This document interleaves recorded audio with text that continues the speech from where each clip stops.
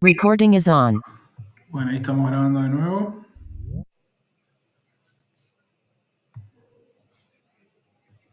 Bueno, cualquier cosa me dicen. Bueno, les decía, una cosa son las cosas y otra cosa es lo que se dice de las cosas. Bueno, el derecho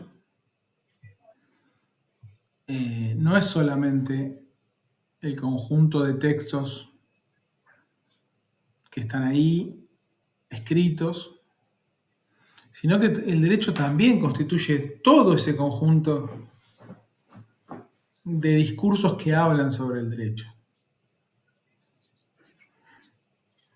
que hablan sobre las leyes, sobre esos textos legales. Entonces ya entendemos por qué puede ocurrir lo que ocurrió, dijimos, en ese caso del matrimonio, antes que surgiera incluso la ley de matrimonio igualitario, porque cambiaron las concepciones culturales, entonces cambian las concepciones jurídicas de la sociedad y eso cambia también la forma de concebir esos textos legales, de pensar esos textos legales, de interpretar esos textos legales y por ende también de aplicar esos textos legales. Entonces el derecho, si bien parece algo que está anquilosado, cristalizado en un texto, el derecho es algo mucho más dinámico, algo que se va transformando a medida que van ocurriendo también las transformaciones en la sociedad.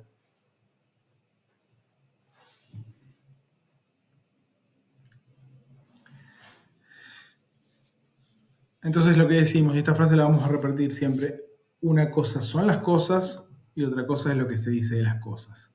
Entonces, si tenemos que definir, acá seguimos lo mismo, ven, dijimos orígenes y evolución del derecho, dice el programa, conceptos de derecho, definiciones, ahí establecimos diferentes definiciones de derecho que todas parten habitualmente de la idea de que es un conjunto de normas y que ese conjunto de normas tienen una finalidad que es diferente. Algunos, como dijimos, la piensan como un instrumento de dominación, como un instrumento de control social, dijimos, como un instrumento para asegurar el orden, para prevenir los conflictos o resolver los conflictos. Pero también puede ser pensado entonces como un instrumento de resistencia, como un campo de disputa incluso, ¿no? Y como un discurso también. El derecho, además de normas, es un conjunto de discursos. Por eso, de todo eso que estamos diciendo, podemos concluir que el derecho es una práctica social compleja. Una práctica social compleja. Sin Melina. Acá alguien levanta la mano, pero No, fue sin querer, profe. está bien. Bien. Te borro la manito entonces.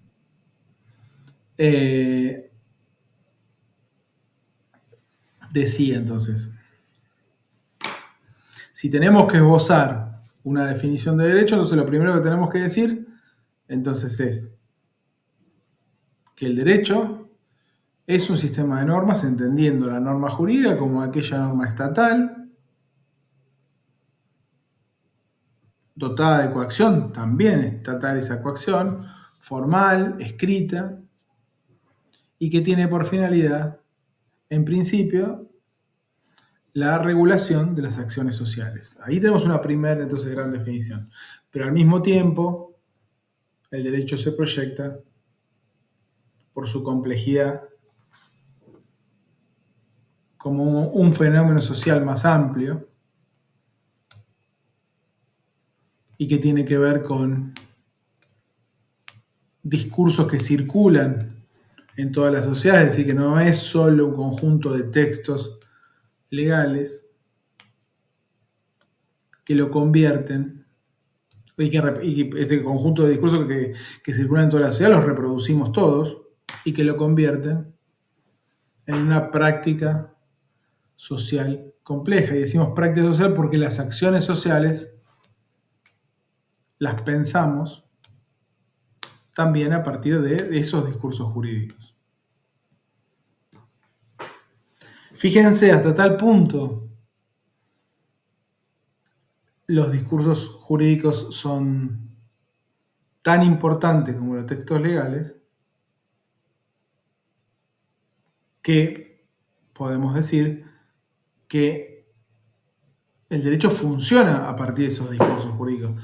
Vamos a suponer, yo les pregunto, ¿cuántos de acá, díganme, quiénes leyeron el Código Penal?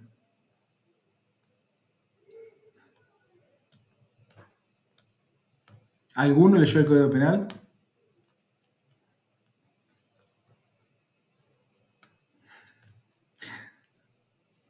Fíjense, de 33 personas que hay, además de mí, nadie leyó nunca el Código Penal.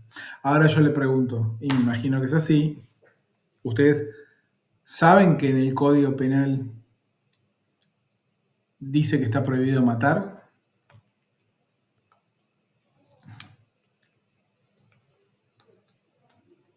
¿Lo saben?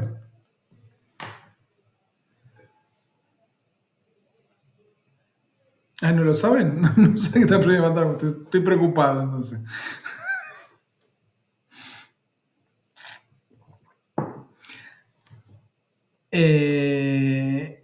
Yo ni lo chusmeé, me dicen acá. Ah, bueno, entonces salí a matar tranquilo que no pasa nada. Justamente, saben que matar es un delito. Igualmente, no hace falta que hayan leído el Código Penal para saber que el homicidio es un delito y que pueden ir presos por eso.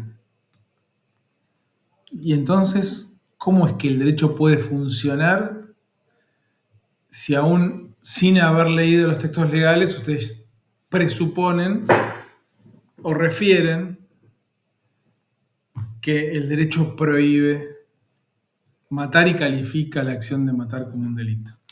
Porque bueno, eso circula en la sociedad. O sea, una cosa es el texto y otra cosa es lo que la sociedad habla sobre el texto.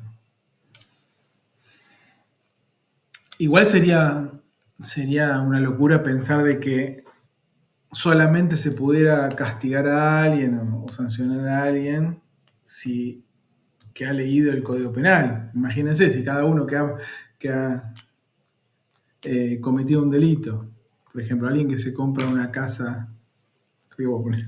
Una casa sin tener el dinero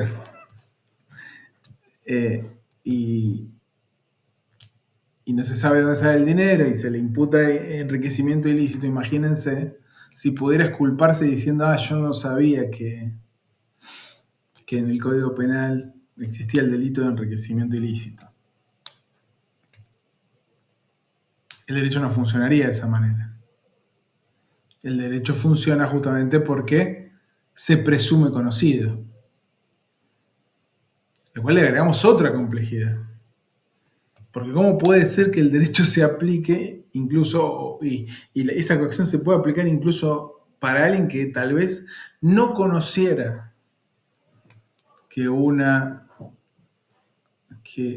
acción está prohibida?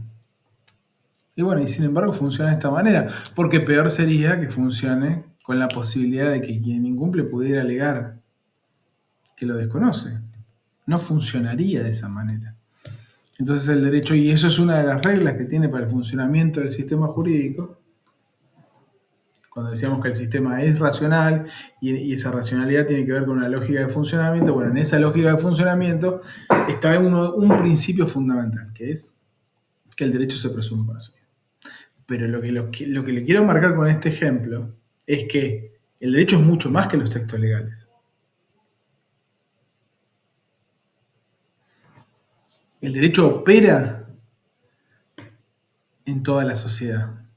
Y hay discursos jurídicos que los emiten y los reproducen los juristas y que se dan en el marco de los juicios, en los debates, en las disputas jurídicas, pero hay discursos jurídicos que no necesariamente los tienen que emitir ni un funcionario, ni un jurista, ni un académico. Qué sé yo, cuando Susana Jiménez dice El que mata debe morir.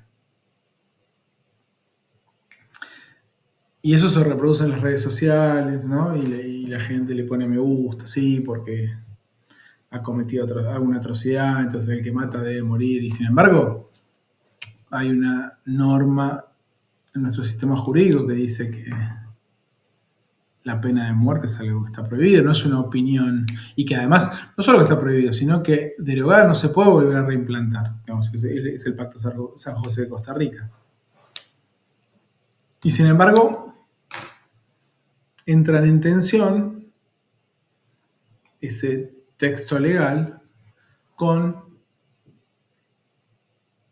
los discursos que circulan en la sociedad, a tal punto que esos discursos pueden terminar legitimando acciones. ¿Se acuerdan cuando ese policía, cómo era que se llamaba? En la época de Macri, que fue condecorado porque Chocobar. Chocobar, barra de chocolate. Lo estoy relacionando lo que decís con bueno, el que quiere andar armado, que ande armado. Exacto. Eso Aunque esté prohibido. sí. Entonces, eso puede, tal vez no esté legitimando el homicidio en general, pero termina legitimando otras acciones que son tan ilegales. O sea, no es legal que un policía, si no sea en el marco de una legítima defensa, ni nadie pueda matar a otra persona, ni un policía ni nadie. Tradujo solo la barra de chocolate, buenísimo. Chocobar. Eh, entonces, lo que ahí, en ese ejemplo, se advierte la potencia que tiene el discurso jurídico y que es parte del fenómeno del derecho. No lo podemos excluir. No es que cuando hablamos de derecho hablamos solamente de la ley. Digo para que entendamos. Bueno, ahora agregan algo y que es muy interesante lo que están diciendo. Dicen, esto sucede también porque el problema está en la relación entre derecho y poder, ya que el derecho se produce y se reproduce a través del discurso. Muy bien. Y hoy esa relación se ve reflejada incluso cuando se habla de la baja de imputabilidad. Exactamente.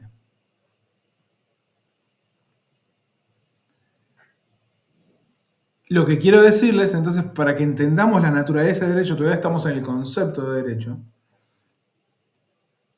es que cuando hablamos del sistema normativo, no estamos hablando de un sistema normativo abstracto que está en las leyes. Es cierto que cuando uno estudia derecho en una carrera de abogacía, uno se centra mucho en el análisis desde el punto de vista normativo legal, técnico legal, o sea, leer las leyes. Los abogados, cuando estudiamos abogacía, el 80% de nuestro tiempo lo dedicamos a estudiar las leyes. Pero el derecho como ciencia es una ciencia social mucho más compleja que el estudio de las leyes.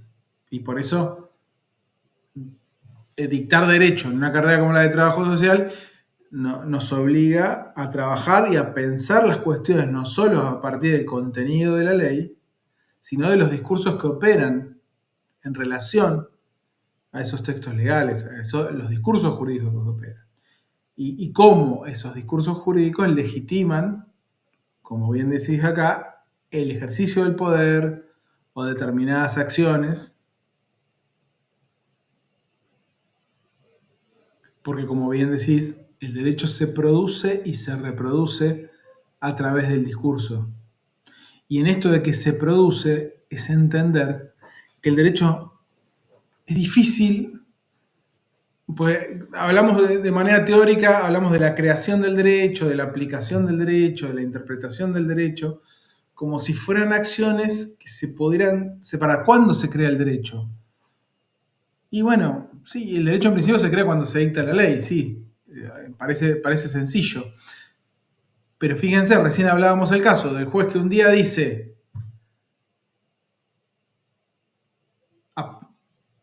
que dos personas del mismo sexo no puedan contraer matrimonio es inconstitucional. Algo que no era pensado antes de ese fallo. Y que después, y que también es resultado de luchas, de disputas, ¿no? De demandas. Ese fallo no es aislado tampoco, es una cuestión histórica, ¿no? Una producción histórica. Y que después va a catapultar otros fallos y después la ley de matrimonio igualitario, lo que quiero decir es, ¿cuándo se creó el derecho?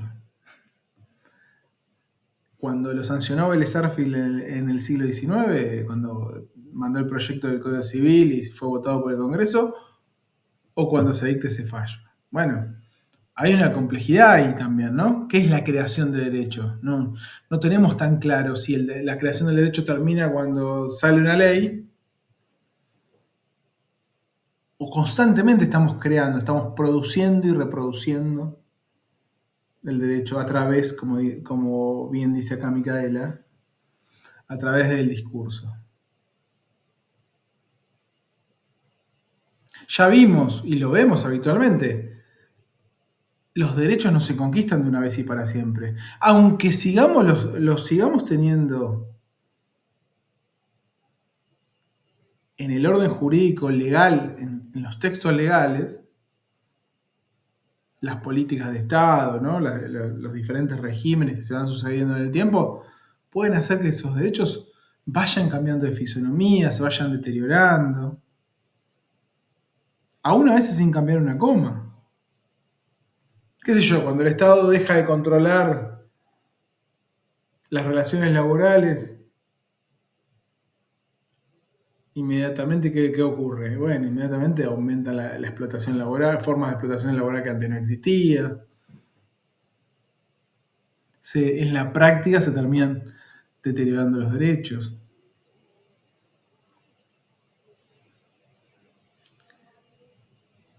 Cuando uno piensa que uno tiene derecho a un salario justo, por lo menos en lo que es la definición, por ejemplo, del salario mínimo vital y móvil que establece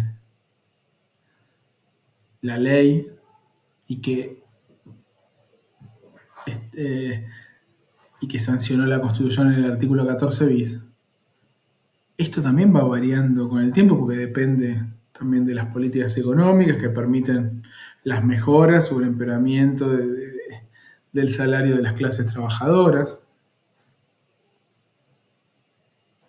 Entonces los derechos, por más que puedan incorporarse en la ley, no se conquistan de una vez y para siempre, aunque no se derogue la ley.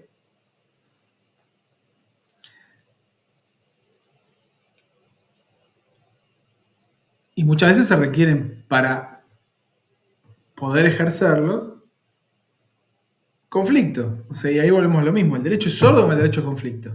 Se requiere disputas. En ese campo que denominamos campo jurídico, ¿no? Que es un campo de disputa política e ideológica. Política, porque, por ejemplo, para sancionar la ley se requieren mayorías, se requieren ocupar cargos, o para interpretarla de una manera también se requiere determinada capacidad de hegemonizar esos discursos o de imponer esos discursos.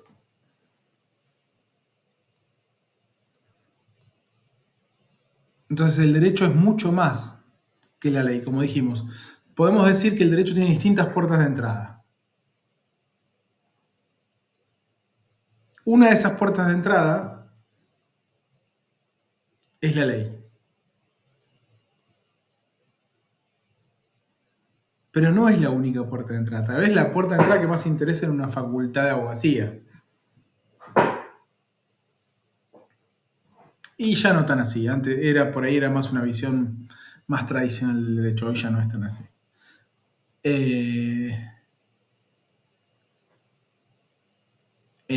Si entramos al fenómeno del derecho por el lado de la ley, bueno, será un análisis racional de los textos legales. Esas serán las metodologías que utilizaremos, ¿no? En el estudio del derecho. Pero el estudio del derecho no se agota en el estudio de la ley. El derecho también es un conjunto de hechos.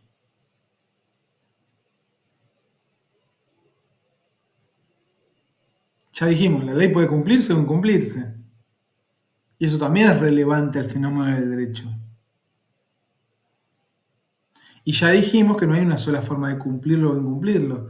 Entonces, el estudio del derecho también tiene que ver con el estudio de las acciones sociales de sujetos concretos que producen y reproducen al derecho de una sociedad. Y donde somos parte de todos. Pues si bien hay niveles más especializados, ¿no? Un nivel que tiene que ver con los jueces, los abogados, ¿no? Otro nivel que tiene que ver con los funcionarios, los académicos, y un tercer nivel en el que participamos todos, porque todos reproducimos, ya les dije, esos discursos jurídicos, y más en sociedades donde, como las actuales, donde los discursos se reproducen a una velocidad enorme a través de las plataformas tecnológicas, ¿no? De las redes sociales. Y hasta incluso se reproducen, y esta es la particularidad actual, se reproducen de manera crítica, con un simple forward, un simple me gusta.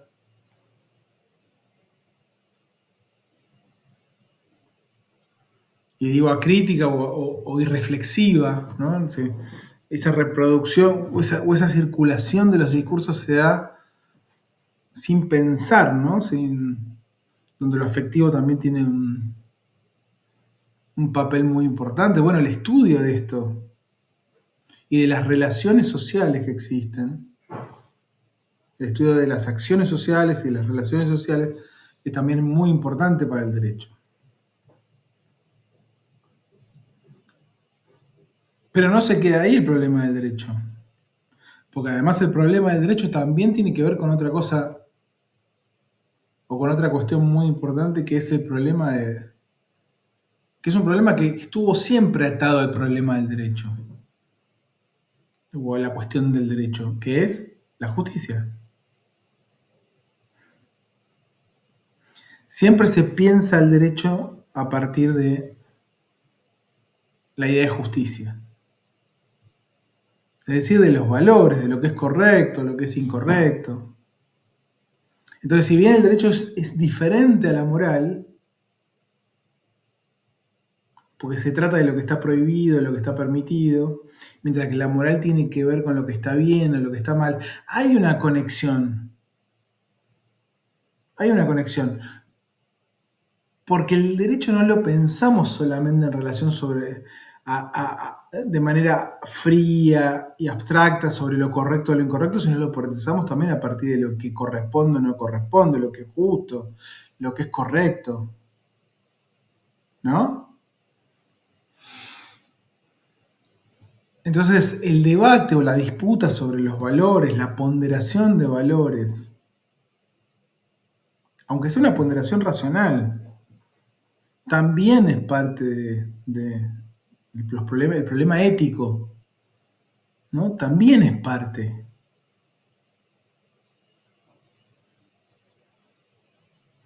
del derecho. Entonces dijimos, la ley, los hechos, los valores, como puertas de entrada, ¿no? 3 puertas de entrada diferentes. Y no nos quedamos ahí. Porque no se alcanza esas 3 puertas de entrada todavía. Porque yo les doy un ejemplo, por ejemplo. Vamos a suponer, echan una cantidad de personas de una fábrica. Esas personas, como se quedan sin trabajo y consideran que tienen derecho a tener su trabajo, van y cortan una ruta, algo habitual, ¿no? Queman gomas. Entonces, quienes están circulando hacia su trabajo, o sea, también van a trabajar, Preco Feynman, están afectando a trabajadores que también van a trabajar, no pueden circular, el concesionario del peaje no puede cobrar el peaje, ¿no? Entonces la policía viene y dice, bueno, como el artículo 195 del Código Penal dice que no se puede cortar la ruta, los voy a reprimir a todos y los voy a sacar. Pero bueno, los trabajadores dicen, no, nosotros tenemos derecho a trabajar y además de derecho a trabajar, la Constitución Nacional, ¿qué dice? Dice que yo tengo derecho a peticionar ante las autoridades. Y bueno, le dicen, pero si vos tenés derecho a peticionar ante las autoridades, andá y protestá, si tenés derecho a la protesta, andá y protestá en Plaza de Mayo. Pero en Plaza de Mayo no me dan pelota. Me dan pelota cuando vengo acá. Entonces dice, sí, pero los que vienen en el auto dicen, sí, pero vos venís acá y afectás mi derecho a trabajar porque yo no puedo llegar a mi trabajo. Y eso también está en la Constitución. Y además estás restringiendo mi libertad ambulatoria porque no puedo circular. Y eso también está en la Constitución. Y el concesionario del peaje dice, y además me afectan a mí mi derecho de propiedad porque me estoy perdiendo de cobrar el peaje. Entonces no tengo ingreso. Y eso también está en la Constitución.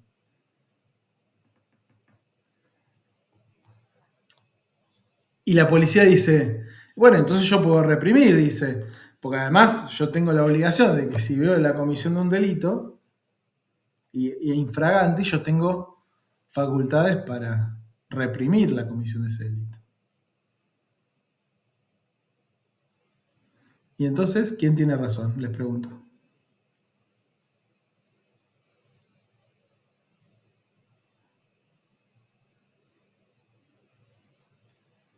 ¿Cómo se resuelve eso? ¿Quién tiene razón y cómo se resuelve?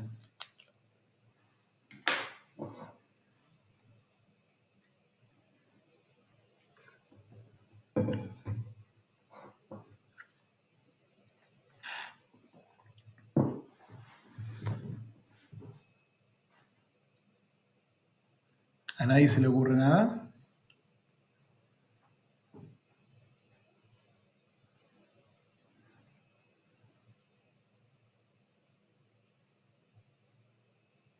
¿Quién tiene razón?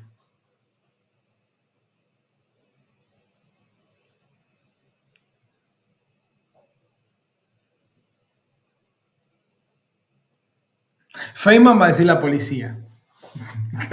Que repriman.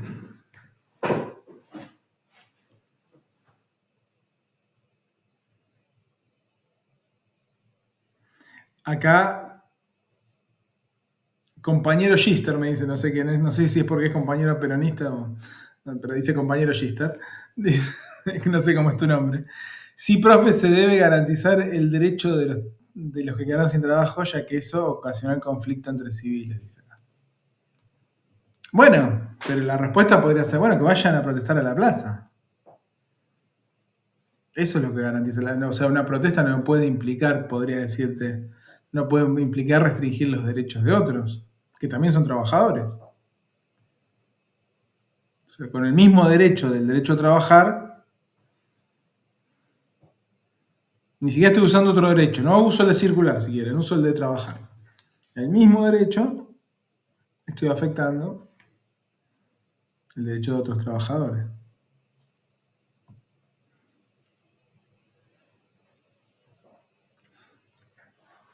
Bueno, no crean que yo tengo la respuesta, ¿eh? No hay respuesta.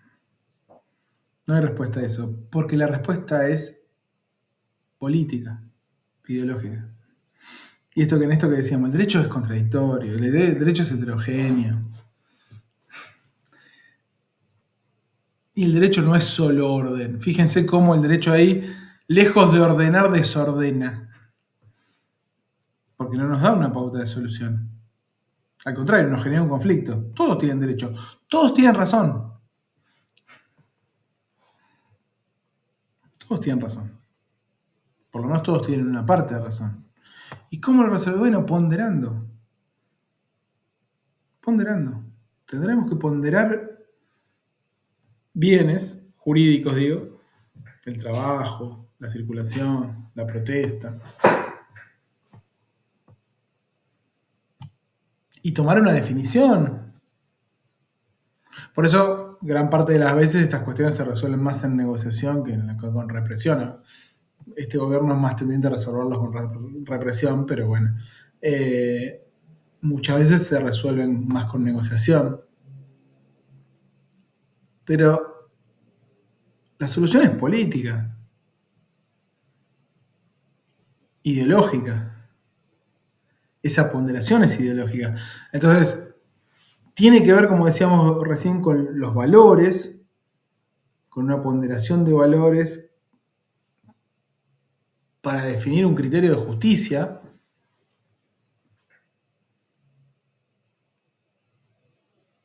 Pero sobre todo tiene que ver con una consideración de tipo político.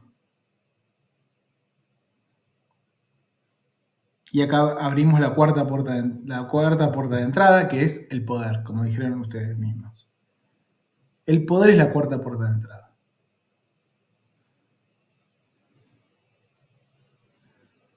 El derecho opera en el marco de relaciones de dominación. No me voy a quedar solamente con que es un instrumento de dominación, pero opera en el marco de relaciones de dominación. Y el derecho está compuesto también por discursos jurídicos, el derecho como fenómeno, ¿no? Está compuesto también por discursos jurídicos que legitiman el ejercicio del poder.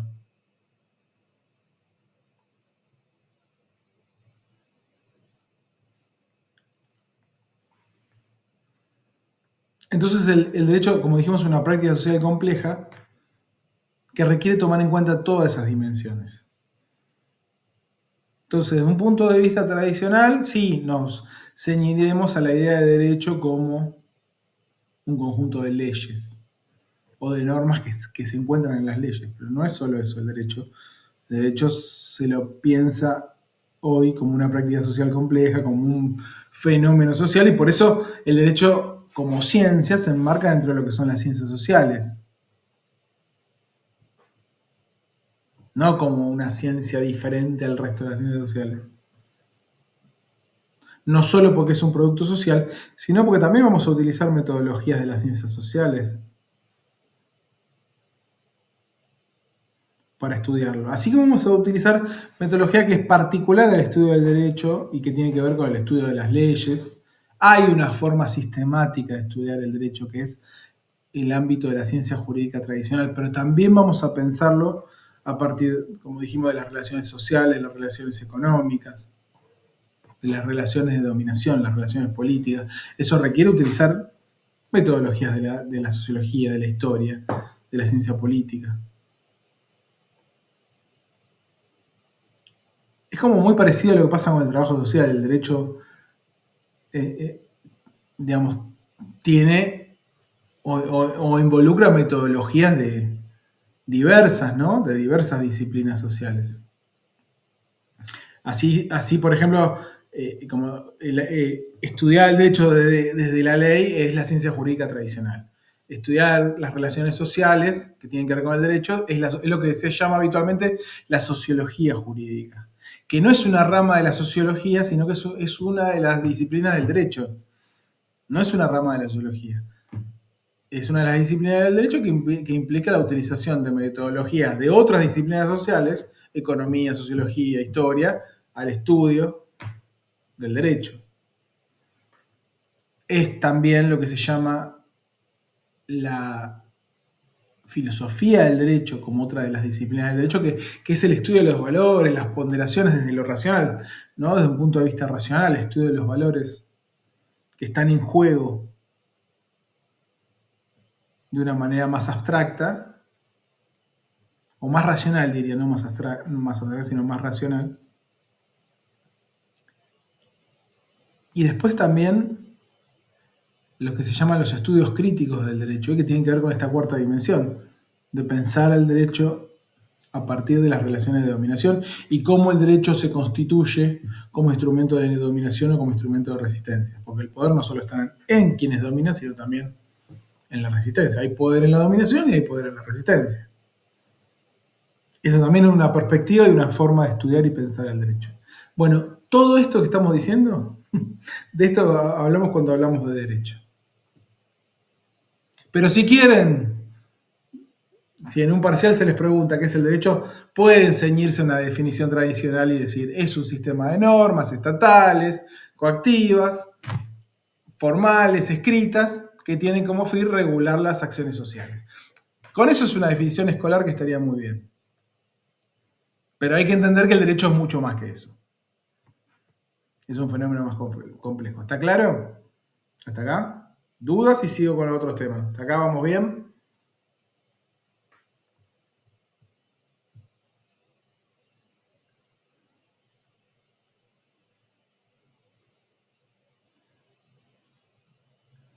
Bueno, sigo entonces. Derecho de Estado, dijimos. Algo ya esbozamos. No hay derecho sin Estado y no hay Estado sin derecho. O sea, en una sociedad que no se organice como Estado, no puede existir el derecho. Por ejemplo, siempre se habla del derecho romano. Roma no era un Estado. A pesar de que se le llamara derecho romano. Roma no era un Estado. Roma era, por ejemplo, el Senado romano era el lugar donde se reunían los diferentes jefes de los clanes familiares, donde dentro de cada clan familiar había pautas diferentes. No había un sistema normativo común.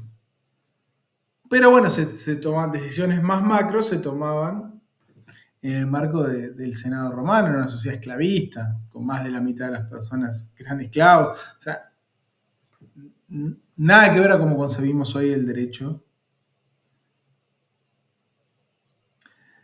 Entonces, el derecho romano era un derecho de las costumbres. Tenía más que ver con las otras normas sociales, con las costumbres, que con lo que hoy concebimos que son las normas jurídicas. Ya dijimos que ese conjunto de normas definen la capacidad que tiene el Estado para ejercer la coacción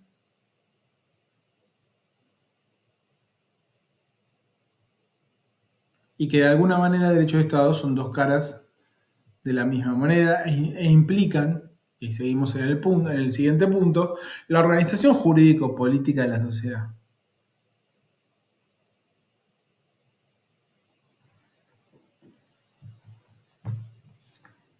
Por eso se habla de el Estado como el orden jurídico-político.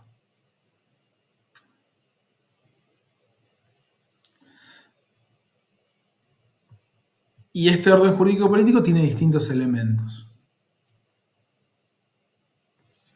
El primer elemento, y acá tomamos Tauría como bibliografía, el primer elemento que tenemos que marcar es una forma de gobierno. O sea, el Estado es la organización, pero el poder o el gobierno se ejerce de una determinada manera.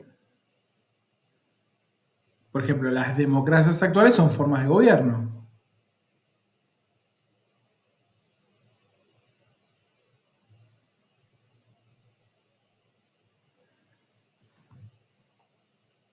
Que tienen un nivel, que tiene consagrados determinados derechos, que tiene alguna forma de elección de quienes ejercen el poder del Estado.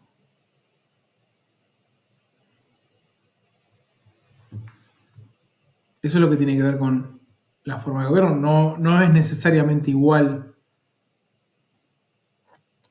en todo el mundo, pero bueno, hay algunos principios que podemos establecer. Cada vez se ha orientado más las sociedades modernas hacia sistemas de partidos, o sea, no de partido único, aunque no necesariamente un sistema democrático requiere la existencia de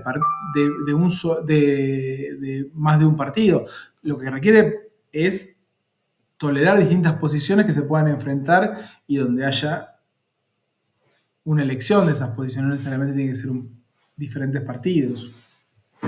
Pero bueno, se ha orientado o se lo piensa como un sistema de pluripartidista,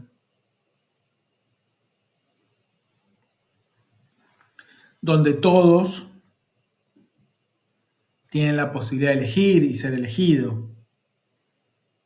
Porque si no, estamos en sociedades que no respetarían el principio democrático, porque la democracia, el derecho moderno tiene que ver con la democracia y con la república. O sea, esta forma de gobierno que estamos diciendo,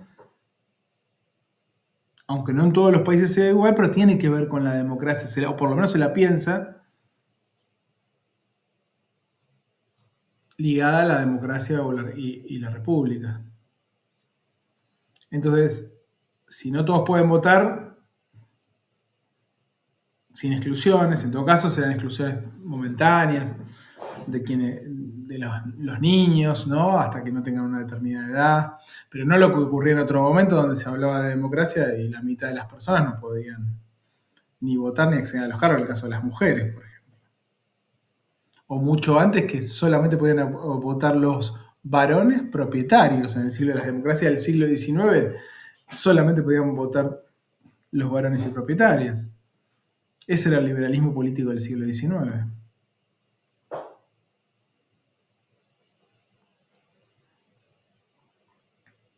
Y cuando hablamos de república nos referimos a la división de las funciones del Estado en diferentes órganos, diferenciadas y con cierta autonomía entre sí.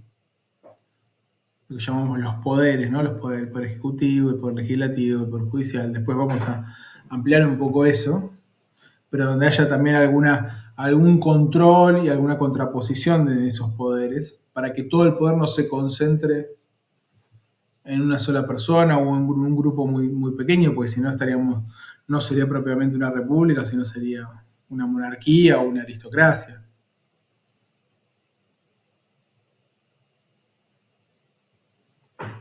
Eso es lo que tiene que ver con la forma de gobierno. Un segundo elemento tiene que ver con intereses y valores objetivados. ¿Y por qué decimos objetivados? Porque esos intereses y valores, que son los que se imponen, que obviamente son los que los sectores dominantes tienen más capacidad de imponer, se cristalizan en los textos legales, en la ley. Después vendrá el momento de interpretar, ya dijimos, la ley, de aplicarla de determinada manera, pero en principio esos intereses y valores se cristalizan en la ley. Por ejemplo, el derecho de propiedad. O sea, para que en el capitalismo, no existe capitalismo sin derecho de propiedad, y eso se cristaliza además en la ley.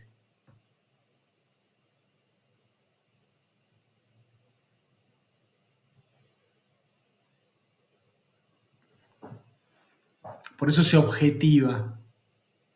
Se objetiva porque se cristaliza en el papel. No porque no sean subjetivos, porque después, bueno, ¿hasta dónde llega la propiedad? ¿Cuál es el límite de la propiedad? En la práctica después termina siendo más compleja la cuestión, ¿no?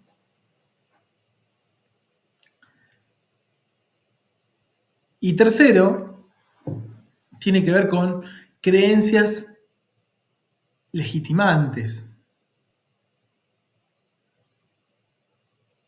Y esas creencias legitimantes se construyen a partir de discursos que operan en la sociedad y que justamente legitiman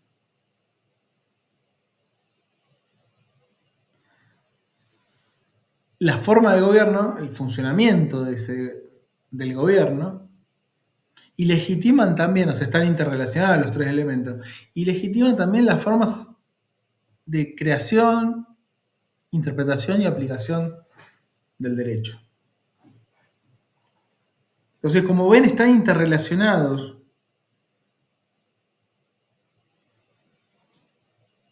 lo jurídico con lo político.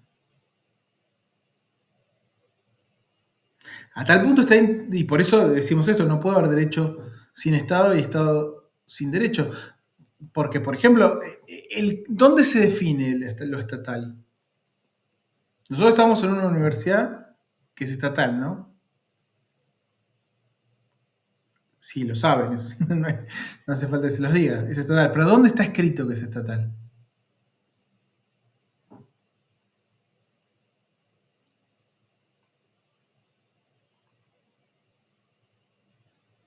Yo hoy estoy acá dando una clase para ustedes, pero no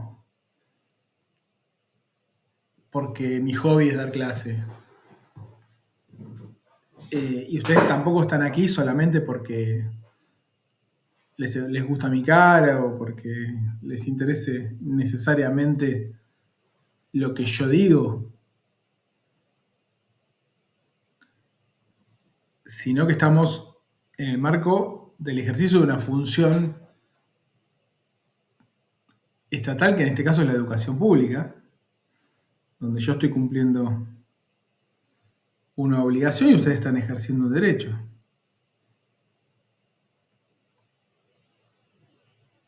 Y yo estoy acá hablando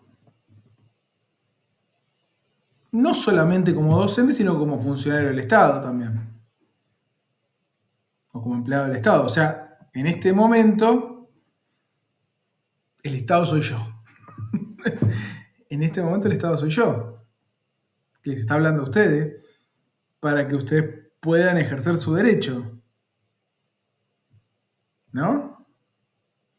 Ahora, ¿dónde está, vuelvo a la pregunta, dónde está definido de que la universidad y yo como docente de esta universidad somos el Estado?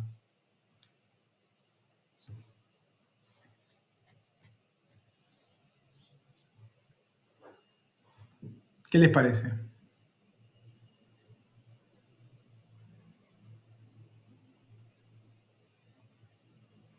¿Dónde dice que es el Estado la universidad? Que es del Estado.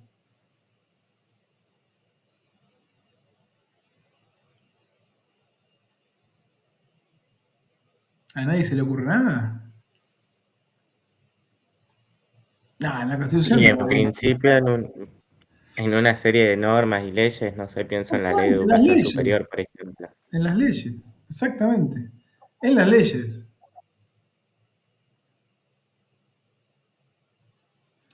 En la ley de creación de la Universidad de La Plata.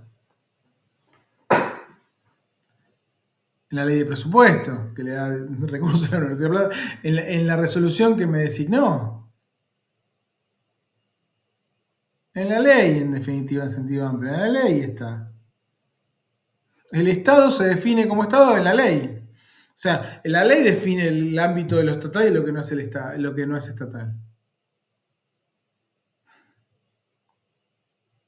Entonces no se puede pensar el Estado sin el derecho, porque el derecho define los límites del Estado.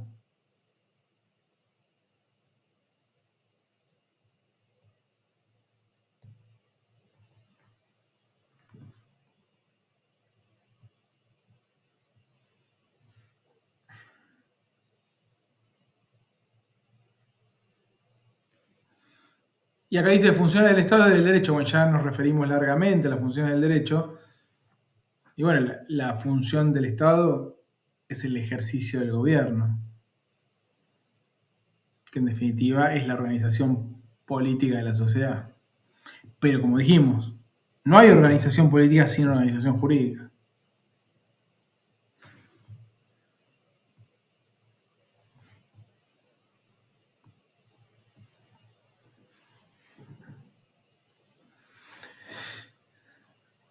Y ahí habla de monismo y pluralismo jurídico, que en definitiva lo podemos traducir en la idea de que si existe un derecho, pueden existir muchos derechos aplicables en una sociedad. Y no, no pueden existir muchos derechos. El derecho es uno en principio. Y ahí está el monismo.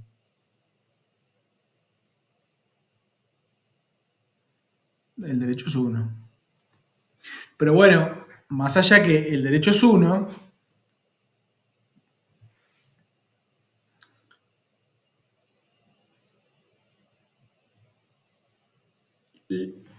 la organización jurídica de las sociedades a veces es más compleja. Por ejemplo, nuestro país,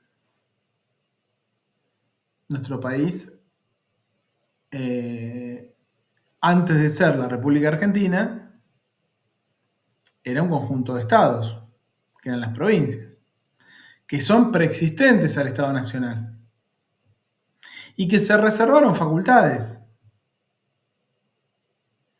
Y hay muchos ámbitos de regulación que son propios de las provincias, que no son propios de la nación. Entonces hay normas que rigen en el ámbito provincial, pero que no rigen en el ámbito nacional.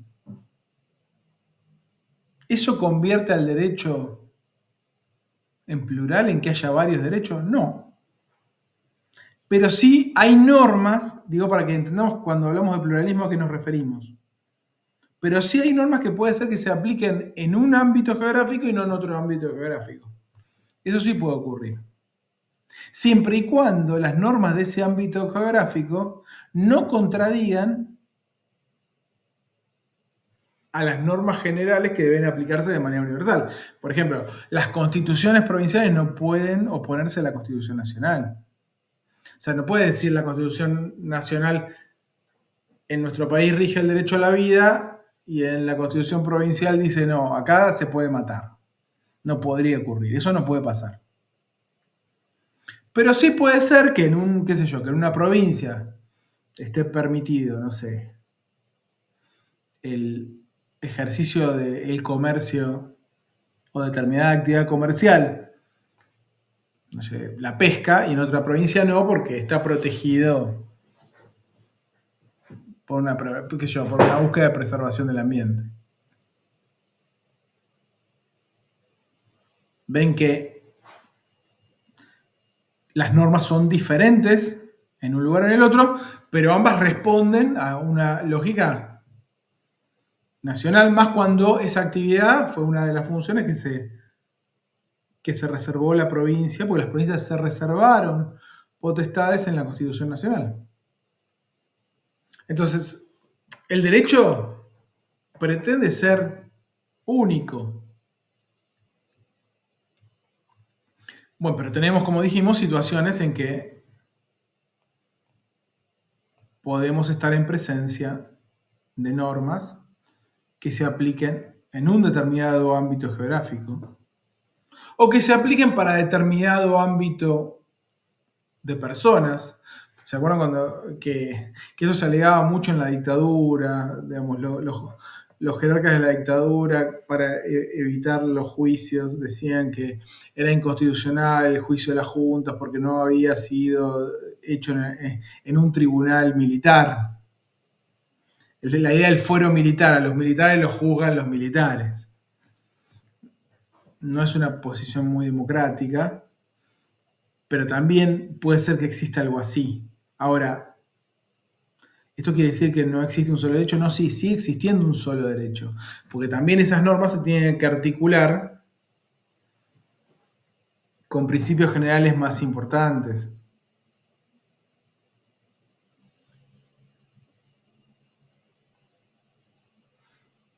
¿Y entonces cuándo existiría el pluralismo jurídico?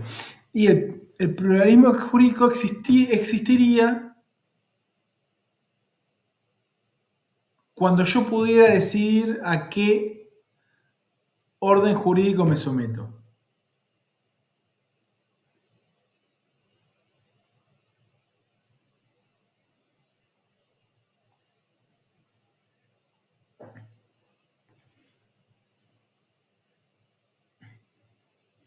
¿Vieron que en la Constitución boliviana habla de la Constitución plurinacional de Bolivia y ahí se habla del pluralismo jurídico? Últimamente ha crecido la idea de que cuando hay tanta diversidad cultural en una sociedad, determinados ámbitos o determinadas cuestiones pueden resolverse por las normas de la comunidad, siempre y cuando la persona decida someterse a esas normas y sea parte de esa comunidad, obviamente. Entonces esas normas excepcionarían al régimen general. Vamos a suponer, en el régimen general, estafar a otra persona tendría una pena de 3 años de prisión. En cambio, en esa comunidad la estafa, a miembros de esa misma comunidad tendría que ser, obviamente, implicaría otro tipo de sanción, X, la que defina culturalmente la comunidad. Que eso pasa en comunidades tan complejas como la boliviana, donde existen diferentes grupos y naciones dentro de un Estado. Es decir, tenemos regímenes jurídicos yuxtapuestos. Y la propia persona puede decir someterse de acuerdo a la pertenencia o no a un determinado grupo, a un régimen jurídico o a otro. Ahí estaríamos en presencia, sí, propiamente un pluralismo jurídico.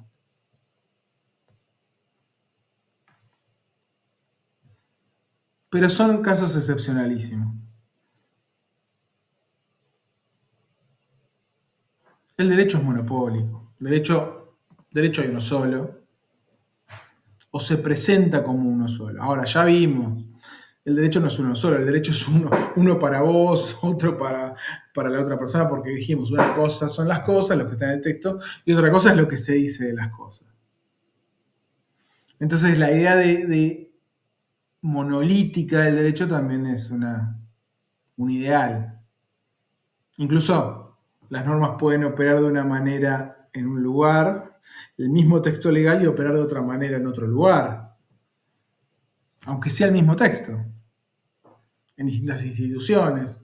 Ustedes que van a ser trabajadores sociales y van a trabajar en instituciones, van a ver que en determinadas instituciones las normas se van a cristalizar, o las prácticas que se van a desarrollar a partir de las normas van a ir en un sentido y en otras van a ir en otro sentido. Hola, Ilan, no hay problema. Entonces,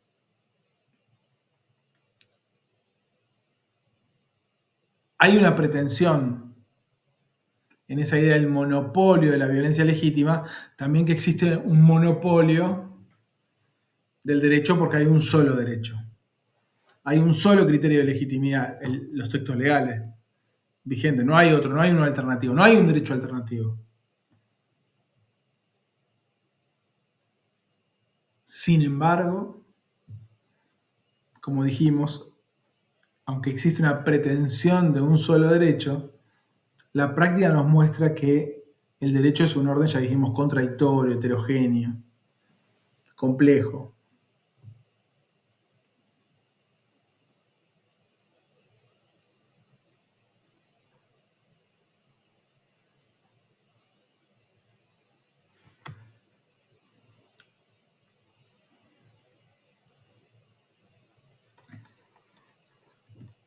¿Cómo venimos hasta acá? ¿Preguntas?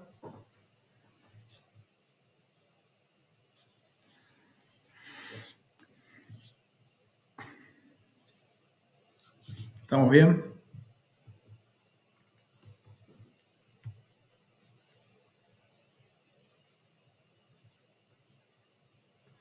Bueno, seguimos entonces.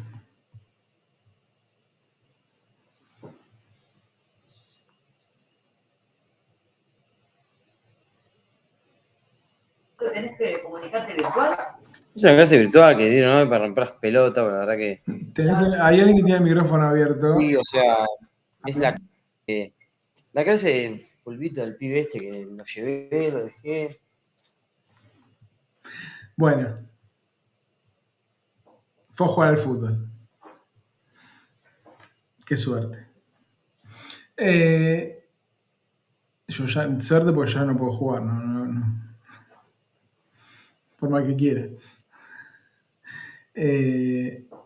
Seguimos con el punto siguiente entonces.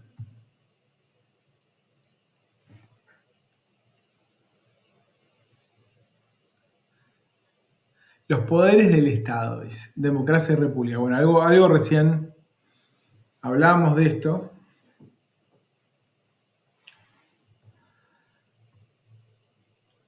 La idea de república tiene que ver justamente con que el poder del Estado no esté concentrado, el ejercicio del poder del Estado no esté concentrado en una sola persona,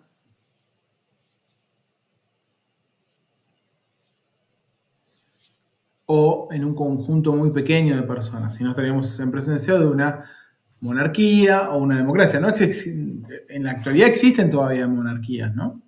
Bueno, pero el derecho moderno, el derecho occidental ha evolucionado hacia formas más democráticas y republicanas. De hecho, las monarquías europeas, particularmente los monarcas, se les ha reducido mucho su capacidad de acción, ¿no? En algunos lugares, como en Holanda, son figuras decorativas, ¿no? Tal vez en Inglaterra tengan un peso, en ese sentido el orden inglés es mucho más interesante porque la monarquía tiene una función de estabilización del poder político, pero en España también se le ha reservado a los monarcas la función de relaciones internacionales, pero lo que priman son las formas de gobierno republicanas, ¿no? No así ahora que estamos tan atentos a lo que está ocurriendo en Medio Oriente, ¿no? En los países del Golfo Pérsico, ya sea los países árabes o en el caso de Irán,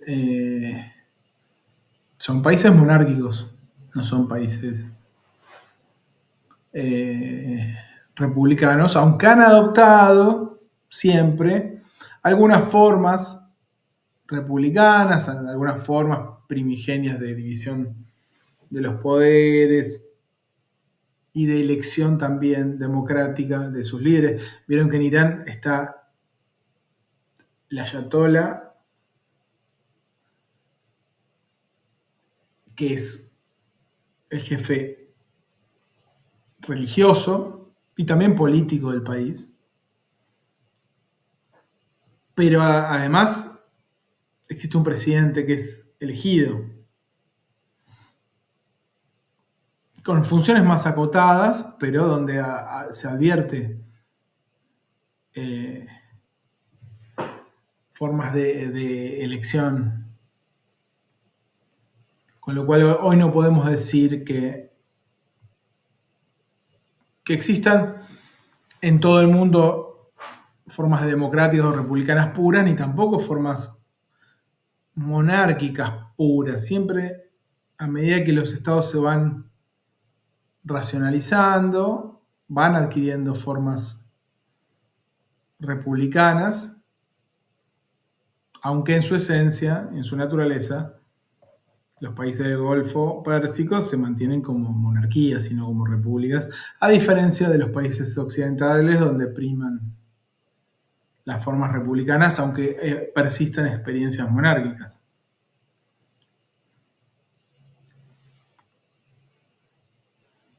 Entonces,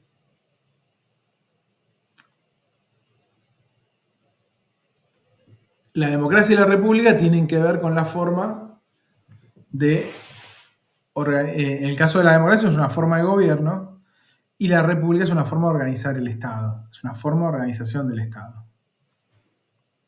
donde las funciones del Estado se dividen, se separan, buscando un control recíproco y un contrapeso. Por lo menos la idea liberal, porque la república, en esta idea de división de poderes, es una construcción del liberalismo político que busca, como le dijimos, evitar la concentración del poder, entendiendo que la concentración del poder avasalla o favorece el avasallamiento de los derechos de los individuos.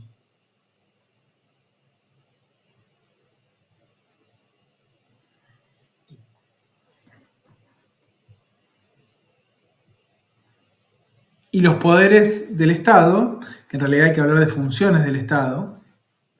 Los poderes son los órganos del Estado, pero justamente la división es una división de funciones. ¿Y cuáles son las funciones del Estado? Bueno, las funciones del Estado son la función administrativa, la función legislativa y la función jurisdiccional. Preeminentemente, la función administrativa la ejercen los órganos ejecutivos, el Poder Ejecutivo. La función legislativa la ejerce, digo preeminentemente, la función legislativa la ejerce el Poder Legislativo y la función jurisdiccional la ejerce el Poder Judicial. ¿Y de qué se trata cada una? ¿Y por qué digo preeminentemente? Y bueno, digo preeminentemente porque no toda la función legislativa está en el Poder Legislativo.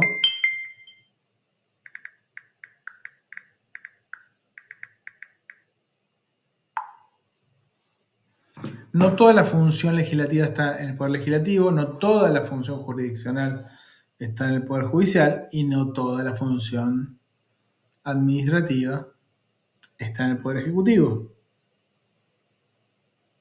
Primero definamos cada una. En principio, cuando decimos función legislativa, ¿qué es? Crear las leyes. Pero las leyes no se crean solamente en el Poder Legislativo.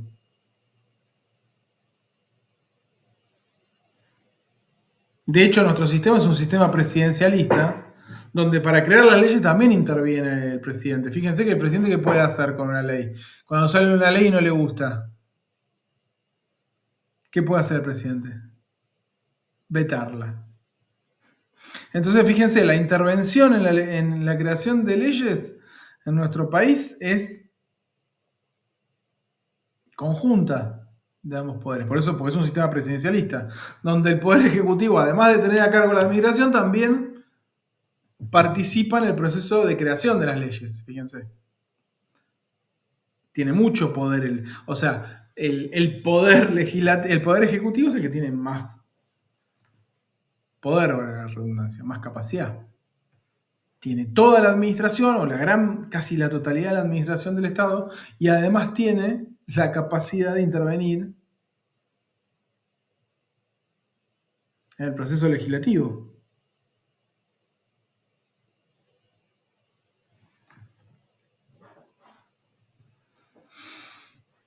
Con lo cual, el Poder Legislativo ejerce la función legislativa preeminentemente, como dijimos.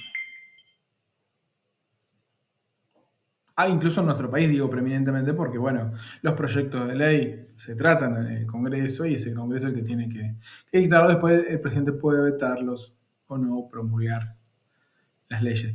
Pero el derecho no está compuesto solo de leyes en sentido estricto.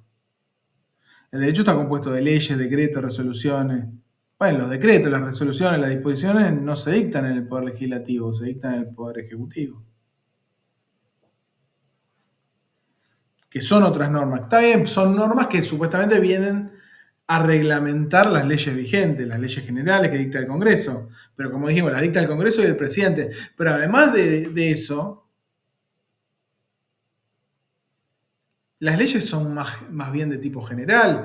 La implementación práctica de esas leyes puede ser muy diversa y dependerá del decreto. Entonces, cuando estamos reglamentando una ley a través de un decreto, estamos diciendo muchas cosas que la ley no dice, le estamos dando contenido de esa forma y de alguna manera también estamos creando derecho. Entonces también hay función legislativa en el Poder Ejecutivo.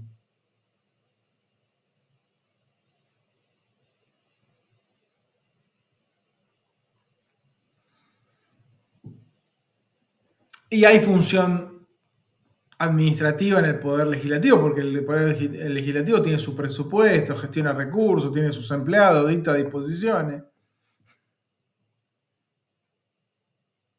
No solamente se encarga entonces de la función legislativa, también administra.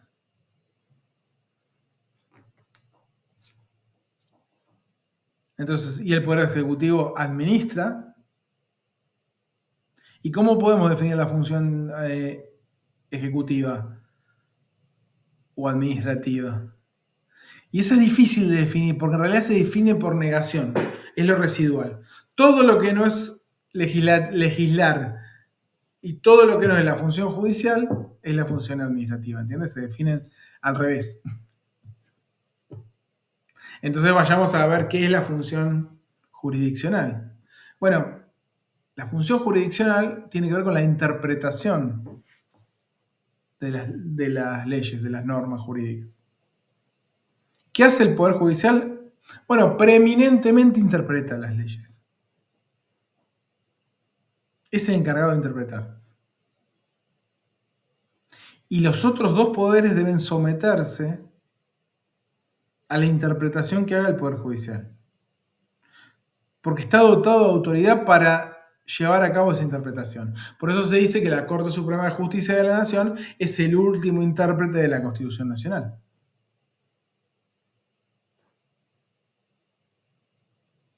Bueno, todo lo que no es interpretar la ley y crear la ley es la función administrativa, que tiene que ver con disponer de recursos, con aplicar las leyes vigentes, con hacer funcionar el aparato del Estado para gobernar la sociedad.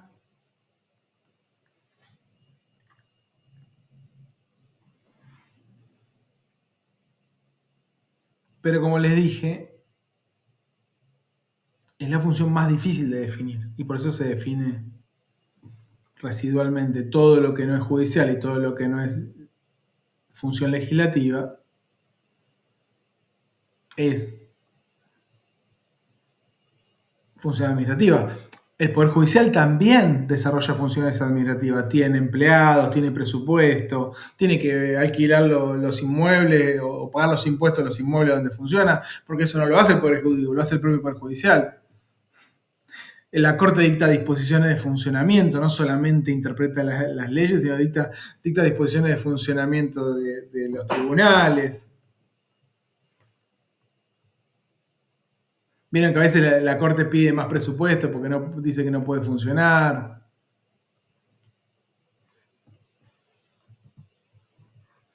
Bueno, eso tiene que ver con que el Poder Judicial también administra, entre otras cosas, recursos.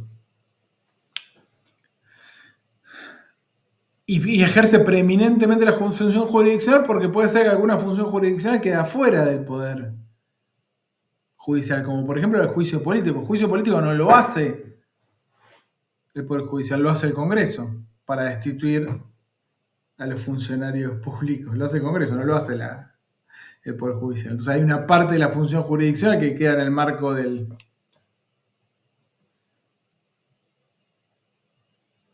poder legislativo, como ven. Entonces, si bien los poderes reflejan lo que preeminentemente hace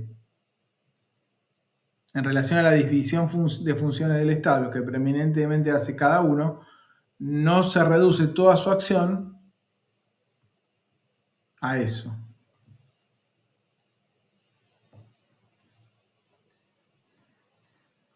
Bueno, ahí después el programa nos habla de soberanía, autonomía y autarquía. Bueno, recién hablábamos de la organización federal de nuestro país. Que las provincias son preexistentes a la nación. ¿Qué quiere decir que las provincias son preexistentes a la nación? Que si bien el Estado Nacional es soberano, es decir, ejerce su potestad, su poder en el ámbito de las fronteras del país y el derecho tiene plena aplicación en ese ámbito territorial, sin que debiera existir injerencias externas, porque existen las injerencias externas, ya las vemos también. Hoy lo vemos directamente, ¿no? Las injerencias, y esa es la idea de soberanía, que un Estado puede ejercer la acción sin injerencias externas, tomar sus propias decisiones de manera autónoma. Es decir, un Estado tiene autonomía en relación a los otros Estados. Hay una complejidad en el sistema, en la forma de organización política de nuestro país que tiene que ver con el federalismo. Que los Estados existen antes de que existe el Estado Nacional. Las provincias son Estados también. Estados dentro del Estado.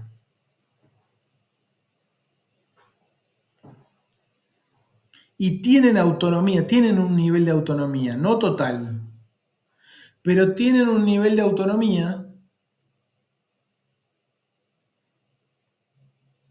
porque en la organización federal de nuestro país, como antes dijimos, las provincias, si bien han delegado funciones a la nación, se han reservado otras potestades. Y sobre esas potestades pueden regularse como quieran, y ahí está la autonomía.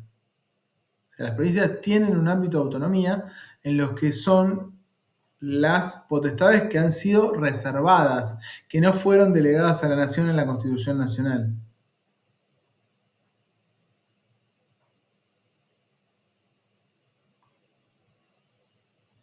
¿Y los municipios? Los municipios no son precedentes a las provincias. Acá es distinto. En el caso de los municipios, son las provincias las que a través de su normativa han delegado hacia abajo o han descentralizado funciones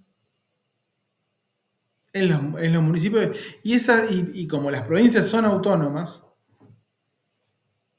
esta forma de descentralización es diferente en una provincia o en otra. Hay provincias donde los municipios tienen más autonomía que en otras. Porque esto es una potestad de cómo se organizan de cada una de las provincias y está en el marco de la autonomía provincial. Las autonomías provinciales, ¿se entiende? Por eso en algunos lugares los municipios tienen muchas facultades, mucha capacidad para administrar sus recursos, y en otros esa capacidad está más limitada. Vieron que siempre hay cuestiones que tienen que ver con, por ejemplo, con las policías. Si la policía tiene que ser local o la policía es provincial o hasta dónde llegan las potestades de la policía provincial y de la policía local. O de cómo se financian los municipios. Si los municipios pueden establecer tributos o si los recursos que obtienen los municipios tienen que ser todos producto del envío de fondos que las provincias les den. Bueno, ahí está la autarquía. La autarquía tiene que ver con contar con sus propios recursos y tener facultad para administrar sus propios recursos. Eso es lo que se llama autarquía. Los municipios en principio tienen autarquía, no son simples delegaciones, pero contarán con mayor o menor nivel de autonomía de acuerdo a la provincia de la cual estemos tratando.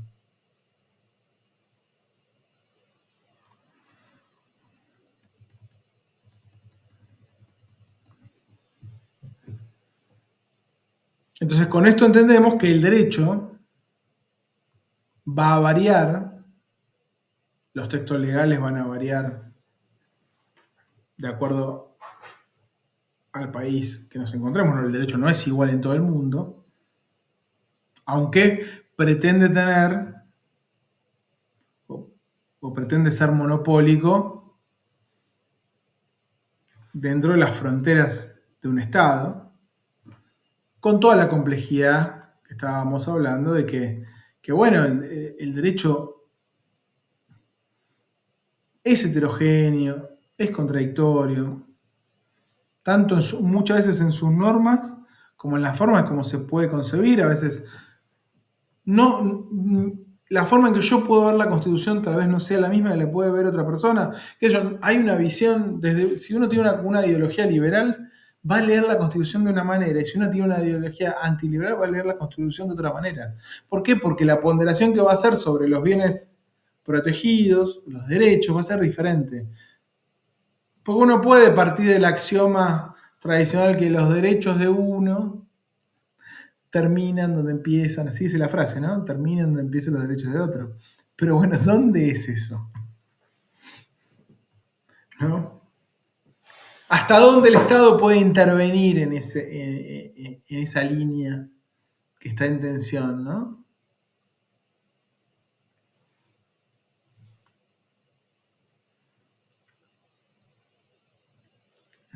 Bueno, el punto 3 habla de normas sociales y jurídicas, que ya hablamos.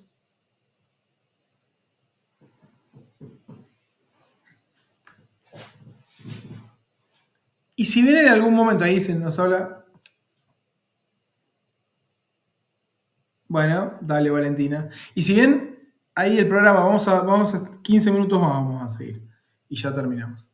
Y si bien ahí en el programa se habla de ética, política y derecho como cuestiones separadas, es difícil pensar, como dijimos, esos tres aspectos de manera separada. El derecho es un fenómeno político y donde se inscriben un conjunto de discusiones que tienen que ver con cuestiones éticas. Las cuestiones de justicia son cuestiones éticas.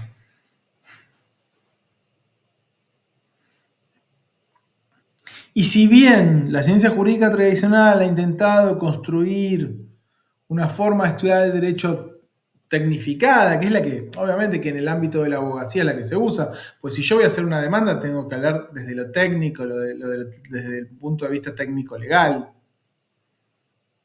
El derecho como ciencia social es mucho más que eso, e implica entender la interrelación o el juego que hay entre estos tres aspectos y entender que lo legal está íntimamente relacionado con las concepciones éticas de una sociedad, con los principios de justicia sociales, con las relaciones de poder y dominación, con la forma de organización del Estado. De hecho, yo puedo tener, ¿qué pasaría si yo el derecho argentino, digo, los textos legales de la Argentina los pongo en Brasil? ¿Ustedes creen que el derecho funcionaría de la misma manera? ¿Se aplicaría de la misma manera? ¿Qué creen?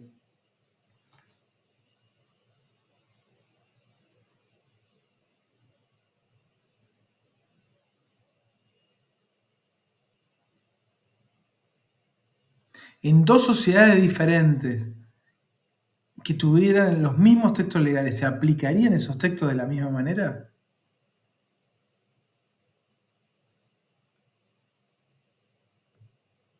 Y no. Porque al cambiar las concepciones sociales, las visiones de mundo, los principios de justicia, la idiosincrasia, como dicen acá, de la cultura, cambiaría también la praxis jurídica. Nuevamente, entonces entendemos que el derecho es mucho más que textos legales.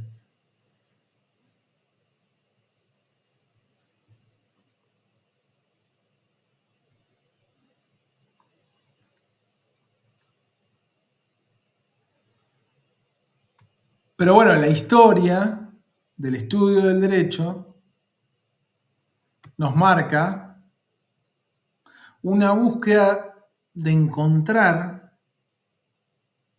la relación que existe entre lo propiamente jurídico o legal y todo lo que no es legal. ¿Qué relación existe? Cuando decimos todo lo que no es legal, la teoría jurídica lo denomina lo moral. Acá lo decimos en masculino, no la moral. Porque la moral sería una parte de lo moral. Lo moral sería todo lo que no es jurídico. O propiamente jurídico, que sería lo legal.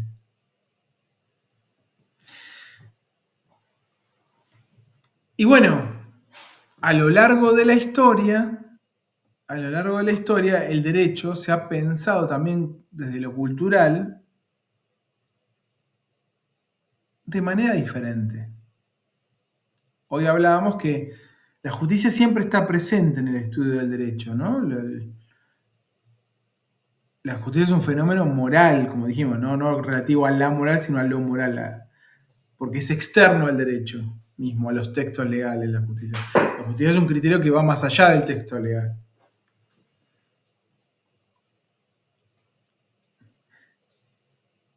Y que encima es subjetivo, porque lo justo para mí no necesariamente es justo para vos. Entonces la justicia es un ideal. Alguien dirá es un ideal irracional. Lo único racional que tenemos y objetivo son los textos legales.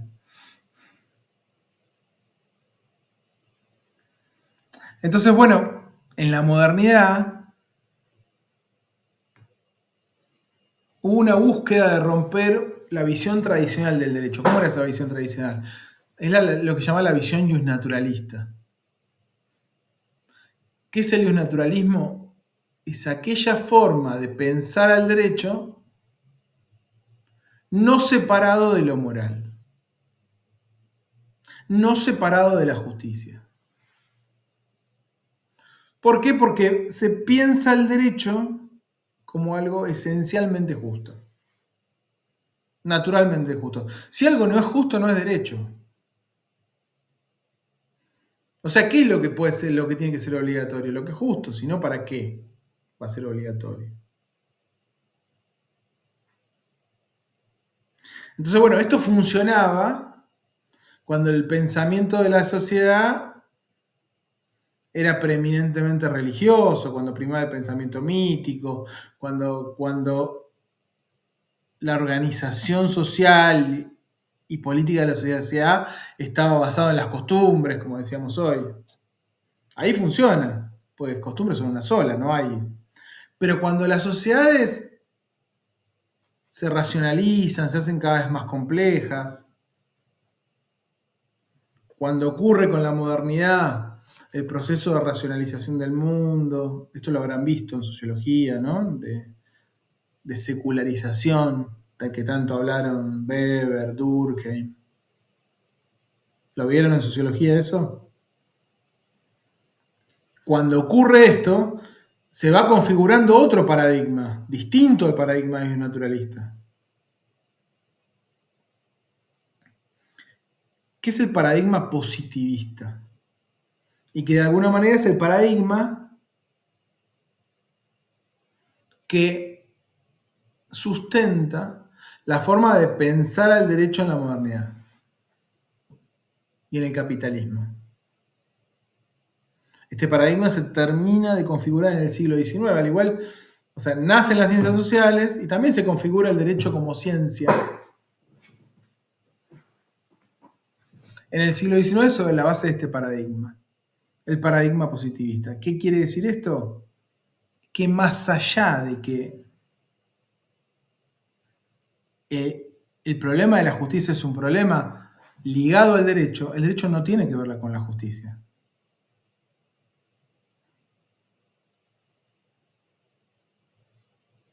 Porque como dijimos, la justicia es un criterio subjetivo. No es lo mismo si uno es religioso o no es religioso, si es de izquierda, de derecha. Las concepciones de justicia van a variar. Lo que no varía es la ley. La ley está ahí en el texto. Eso es lo objetivo. Ese es el derecho positivo.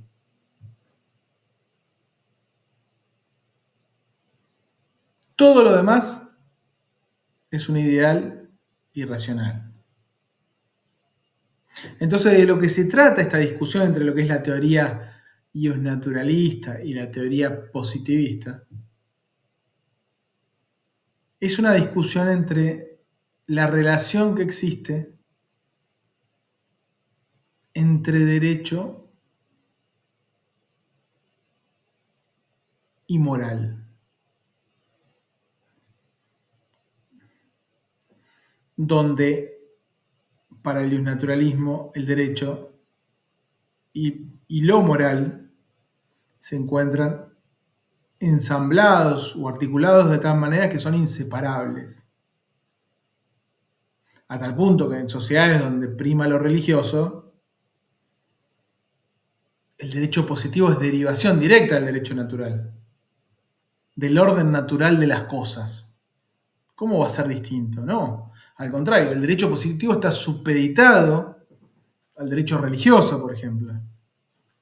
El derecho de los hombres tiene que ser derivación del derecho de Dios, del orden de Dios. Esta visión es propia de las sociedades tradicionales, antiguas. A medida que se va dando ese proceso de desencantamiento del mundo, con la modernidad a partir del siglo XVII, de secularización, de racionalización social, el derecho va perdiendo ese componente mítico, se racionaliza. Primero va habiendo un tránsito de un naturalismo religioso a un naturalismo racional. Entonces la búsqueda de criterios de justicia pasa a ser una búsqueda de criterios racionales de justicia. Qué sé yo, lo que intentaron hacer los filósofos políticos del siglo XVIII, del siglo XIX, buscando un fundamento al orden político, al Estado, el contractualismo, qué sé yo, buscaron, qué sé yo, Rousseau nos hablaba de la voluntad general y entonces el orden justo va a ser aquel que emerja o que sea resultado de la voluntad general. Hobbes nos hablaba de la necesidad de un orden político porque en el orden natural el hombre estaba en conflicto, ¿no? El hombre como el lobo del hombre, no entra en tensión con el otro, y la única forma de salir y justificar es un orden político, un derecho positivo que haga salir del estado de naturaleza. Locke, que nos hablaba de derechos inalienables, que dice que puede haber leyes diferentes, pero racionalmente podemos entender que existen derechos que son anteriores, Locke, el padre del liberalismo, ¿no? Que son anteriores al derecho mismo y que los tienen las personas por el hecho de ser personas. Entonces fíjense, se va racionalizando el derecho, pero todavía no pierde su carácter naturalista, porque se busca un fundamento racional que sea un criterio de justicia para ese orden. Todavía no se separa derecho y justicia. Esto va a ocurrir en el siglo XIX, ya con el desarrollo del capitalismo, luego de la revolución industrial. O sea, hay circunstancias fácticas que empujan también a ese cambio de paradigma y a que tome preeminencia la teoría positivista como paradigma no solo como paradigma de la ciencia del derecho, porque en realidad la ciencia del derecho propiamente nace en este momento, al igual que el resto de las ciencias sociales, que son derivaciones directas del avance del capitalismo,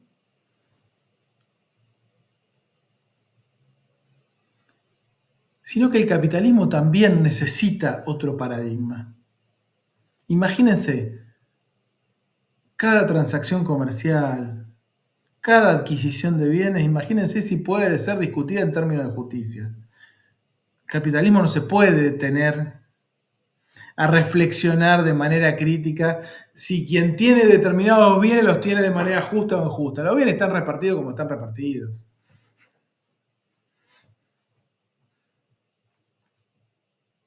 El orden capitalista no funciona en un modelo naturalista, donde todo puede ser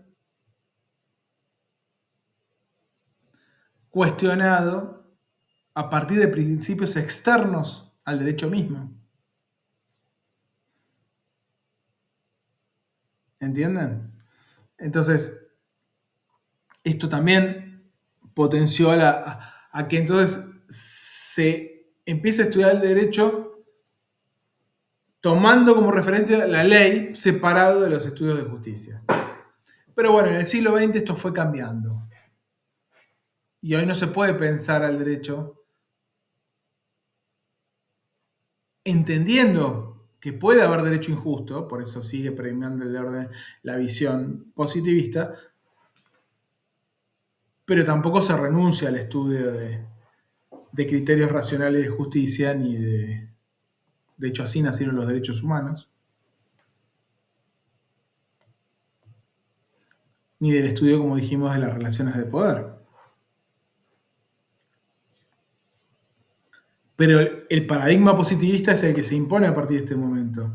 Y va a ser Hans Kelsen, un autor alemán, que va a condensar los principios, y se los escribo acá, Hans Kelsen, para la década del 30, va a escribir el libro base de la teoría del derecho, por eso se dice que es el padre de la teoría del derecho, que se llama la teoría pura del derecho. ¿Por qué pura? Porque intentó buscar los aspectos que le dan autonomía justamente al derecho en relación a las otras ciencias sociales, sin incorporar el análisis desde otras ciencias sociales. Como les dije, esto hoy ha sido atemperado, y sienta las bases del paradigma actual a partir del cual funciona el orden jurídico, no solamente en el ámbito científico, sino en la sociedad en general. O sea, hoy en día podemos pensar, a diferencia de lo que ocurría antes, que existe el derecho injusto. Y es derecho, qué sé yo. Salió la ley de reforma laboral. No estamos de acuerdo con la ley de reforma laboral. Vamos a protestar, pero estamos de acuerdo que es ley. Y es obligatoria. ¿Y qué vamos a hacer? Entonces, ¿por qué vamos a protestar? Y para que la deroguen. Pero no discutimos que es ley.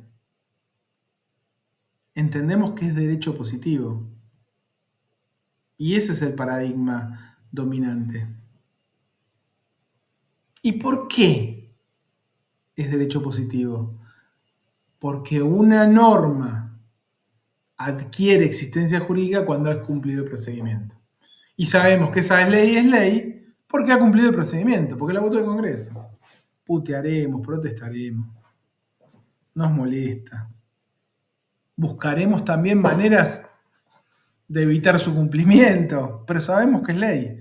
Buscaremos su declaración de inconstitucionalidad y pediremos su derogación. O sea que se aplica el procedimiento para quitarle validez.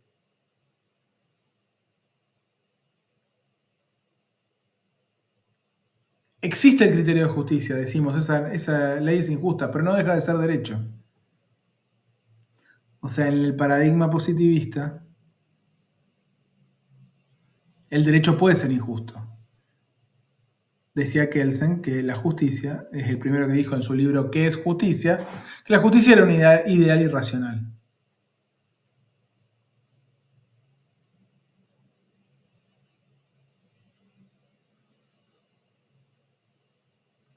Entonces, ahí cuando dice trialismo, implica pensar al derecho como fenómeno, si bien desde una concepción entendemos al derecho separado de los criterios de justicia, una concepción trialista tiene en cuenta aspectos que tienen que ver con lo legal, con lo social y con criterios de justicia. Como puertas de entrada, como hoy lo veíamos, ¿no? Hasta podemos decir que en realidad más que 3 son 4, porque hablamos también de las relaciones de poder y entender al derecho como instrumento de dominación. Y los derechos humanos nacieron como una concepción de justicia, ética. Ahora, hoy no son un criterio ético los derechos humanos. Hoy los derechos humanos son derecho positivo. Porque son derecho internacional que fue incorporado a nuestro derecho. De hecho, muchos de los tratados de derechos internacionales conforman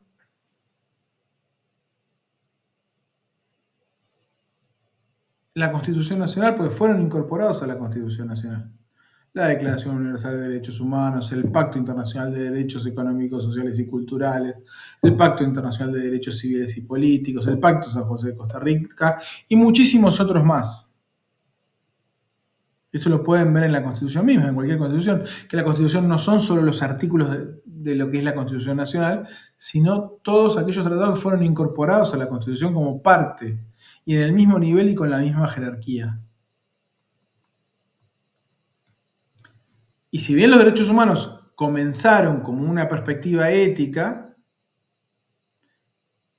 que buscaba defender o garantizar determinadas prerrogativas para todos los sujetos, todas las personas en el mundo, independientemente del lugar o en cualquier tiempo, para que ningún Estado viniera a establecer leyes que contrariaran esas prerrogativas que les corresponden a las personas por el derecho de ser personas como criterio ético, que venía de aquella idea de Locke, de que las personas tienen derechos inalienables y que dieron sustento en la Revolución Francesa a la Declaración de los Derechos del Hombre y del Ciudadano, que es parte de los instrumentos que se dictaron en el marco del proceso revolucionario francés y que alimentaron las constituciones, por ejemplo, de Estados Unidos, y también nuestra Constitución en la parte de derechos y garantías. Además, la idea de que los derechos humanos son parte de un derecho internacional que va más allá del lugar donde viva cada persona y que le corresponde a las personas por el hecho de ser personas. Pero esos derechos con los instrumentos internacionales que los estados suscribieron e incorporaron a sus derechos internos son derecho positivo también, son de cumplimiento obligatorio.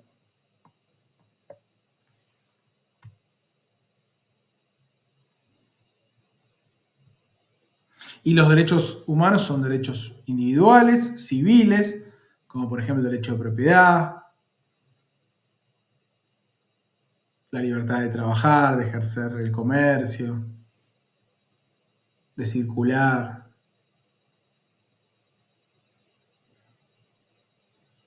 de reunirse, de expresarse. También son derechos de tipo político, de expresarse políticamente, de profesar una idea política, así como en lo civil era profesar una religión, si uno quiere, de elegir y ser elegido entre los derechos políticos, sin discriminación, sin distinción, que no esté racionalmente fundada. Y los derechos sociales, que estos van a ser gran parte de los que vamos a estudiar en nuestra materia. Derechos sociales que sobre todo van a tener una fuerte, que son derivaciones directas de lo que ha sido la cuestión social, al igual que el trabajo social, que es expresión directa de la cuestión social, en los cuales van a surgir derechos del trabajo, derechos de la seguridad social, derechos a la educación, derechos culturales, o sea, el acceso a los bienes culturales, al ambiente. ¿Y por qué son sociales? No porque sean distintos a los otros, porque también tiene que ver con los individuos, pero tiene que ver con derechos donde el sujeto protegido va más allá del individuo. Tiene que ver con la clase de trabajadores, los sectores trabajadores, tiene que ver con cuestiones de personas relativas a personas que pertenecen a un género, que pertenecen a una comunidad, que pertenecen a una nación. Los que tienen que ver con la descolonización también son derechos sociales. Las comunidades en relación a su ambiente, en relación a su situación, por ejemplo, los derechos de los consumidores, son todas formas en que el derecho evolucionario, de manera no solamente pensando a partir de lo individual, sino a partir de lo colectivo.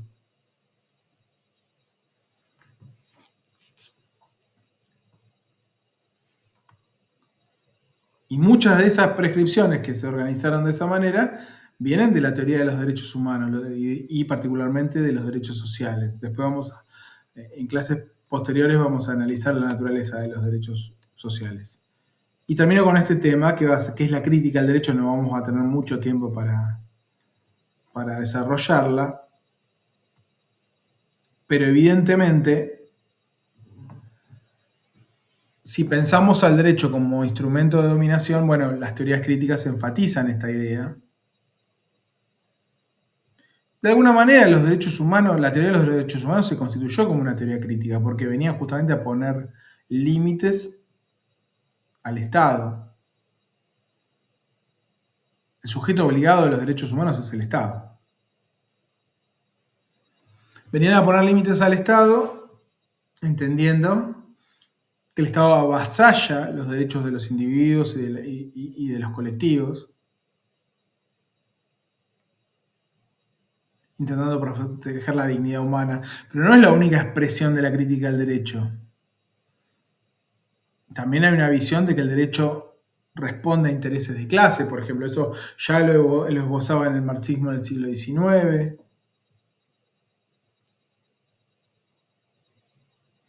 Que el derecho reproduce relaciones no solamente de clases, sino, por ejemplo, formas de opresión de género.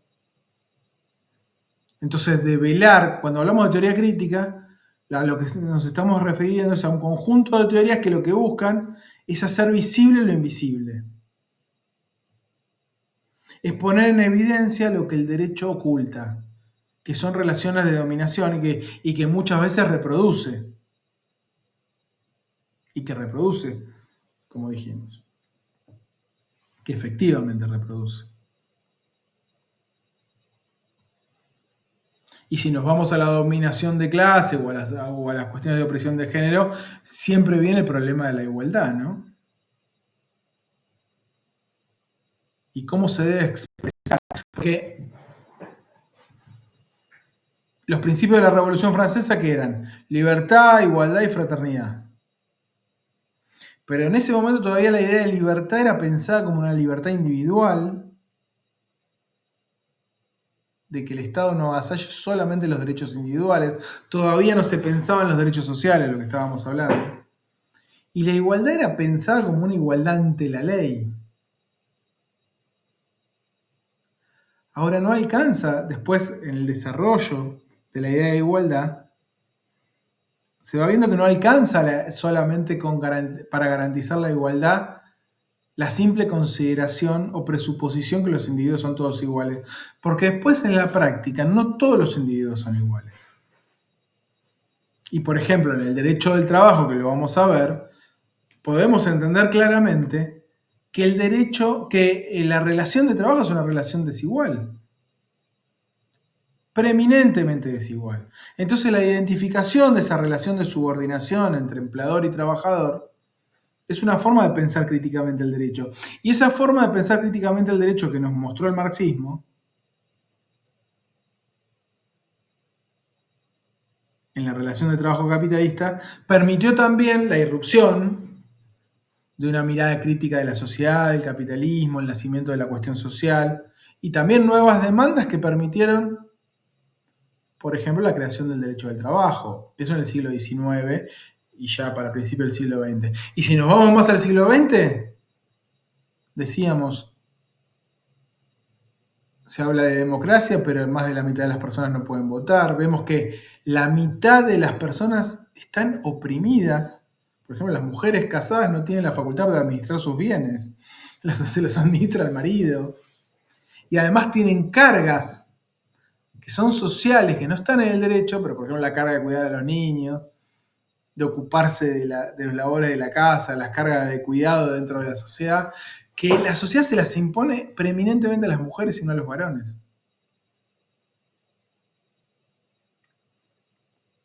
Entonces la pregunta es, digo por poner esos dos ejemplos, porque los dos se terminan resolviendo de la misma manera, y es lo que hoy está discutido. El Estado o el derecho simplemente deben establecer que las personas son iguales solo por ser personas, o en realidad debe intervenir para garantizar la igualdad. Si la igualdad en realidad no requiere formas de intervención estatal, y en el caso del derecho del trabajo, ¿cómo fue esa intervención? Bueno, que el Estado regule a través del derecho del trabajo la relación de trabajo, el contrato de trabajo, establezca salarios mínimos, una jornada máxima, para evitar la explotación, o por lo menos para limitar la explotación del empleador sobre el trabajador. En el caso de las relaciones de género tendrá que ver con establecer condiciones para que las mujeres, esto en el caso del feminismo, por ejemplo, pudieran gozar. De hecho, por un lado tenía que ser fue con el voto femenino, pero no solamente con eso. Generar posibilidades para igualar, aunque no implique un trato igualitario. A veces hay que tratar diferentes a los diferentes. Y si la mujer, por ejemplo, tiene que... si la mujer queda impedida de trabajar porque está embarazada, no puede perder el trabajo por eso. La licencia por maternidad tiene que ser diferente a la del varón. Tiene que ser diferente, pero después tiene que ser igualitaria para que el varón también pueda ejercer las tareas de cuidado.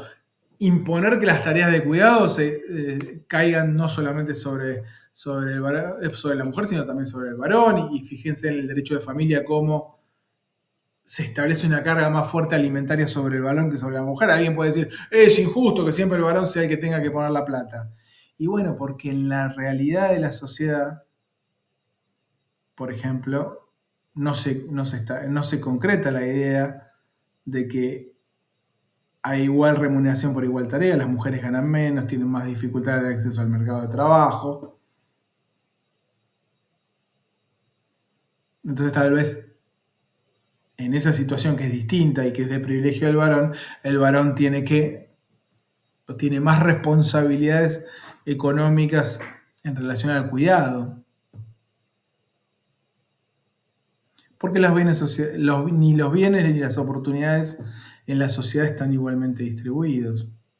O vamos a otras situaciones más extremas, como las personas por discapacidad y el cupo por discapacidad para ingresar a determinados trabajos. ¿Por qué tiene ese privilegio las personas con discapacidad? ¿Eso puede ser visto como un privilegio? ¿O en realidad el Estado debe intervenir para favorecer el ingreso al trabajo de esas personas porque de lo contrario no ingresarían a trabajar? Porque hay una selección adversa. Ahí hablan del cupo laboral o el cupo trans. Entonces, donde la igualdad se garantiza no simplemente con una igualdad de trato, sino con una intervención que es desigual.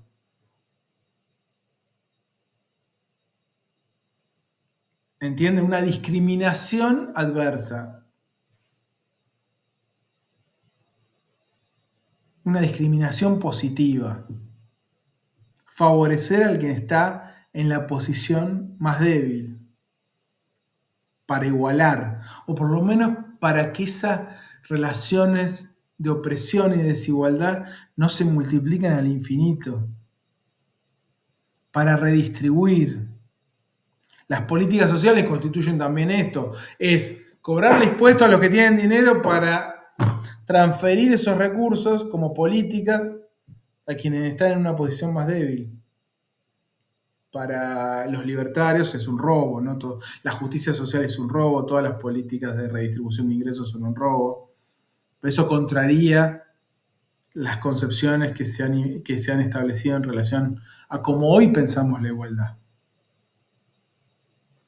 Lamentablemente, bueno, en los últimos tiempos vemos un retroceso en términos democráticos y de concepciones éticas en relación al derecho a partir de todas estas visiones libertarias y este neofascismo que se ha ido estableciendo, no solamente en nuestro país, que estamos viendo que es un fenómeno mundial. Pero fíjense, donde el derecho, lejos de constituir un instrumento de dominación, constituye un instrumento de resistencia. Ojalá se cumpliera el derecho vigente. El problema es que no se cumple. El problema es que no se cumple la ley. Si se cumple la ley, tendremos, no les digo una sociedad más justa, pero tenemos la sociedad un poquito más justa. Entonces, a veces el derecho no se cumple, pero siempre es mejor que los derechos estén garantizados en la ley a que no estén. Le digo, no se frustren cuando algo no se cumple, porque si está establecido en la ley todavía tenemos un instrumento para pelear y para que ese derecho sea reconocido, si no estamos mucho más lejos. Bueno, hice un resumen, de esto se trata la unidad 1. La próxima clase empezamos con la unidad 2.